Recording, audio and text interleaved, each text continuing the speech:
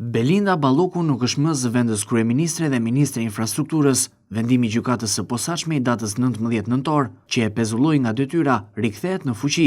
Gjykata kushtetuese nuk e arriti dot një shumicë, teksa u nda 4-4 për kërkesën e kryeministrit Edi Rama për ta rrëzuar pezullimin e Ballokut, por ligji e përcakton se kur vota ndahen në mënyrë të barabartë, kërkesa quhet e rrëzuar.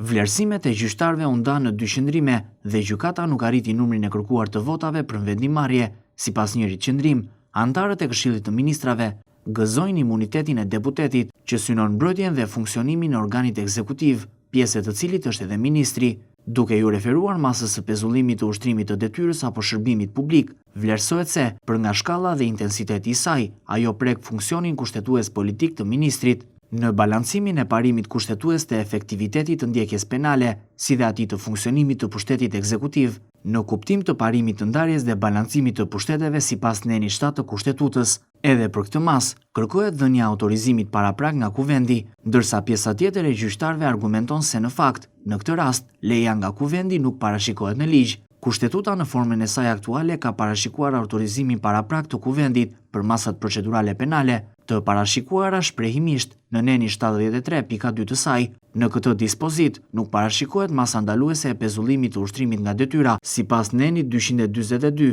të kodit të procedurës penale.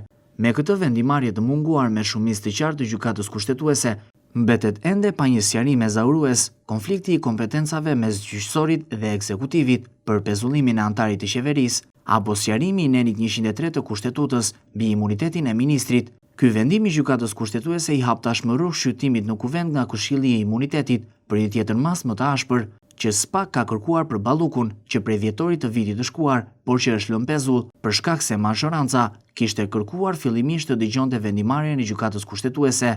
Belinda Balloku është marrë e pandehur për tenderin e tunelit të Llogoras, si dhe është nën hetim për 7 lotet e Unazës së Madhe, si dhe për të paktën 3 procedura të tjera tenderuese.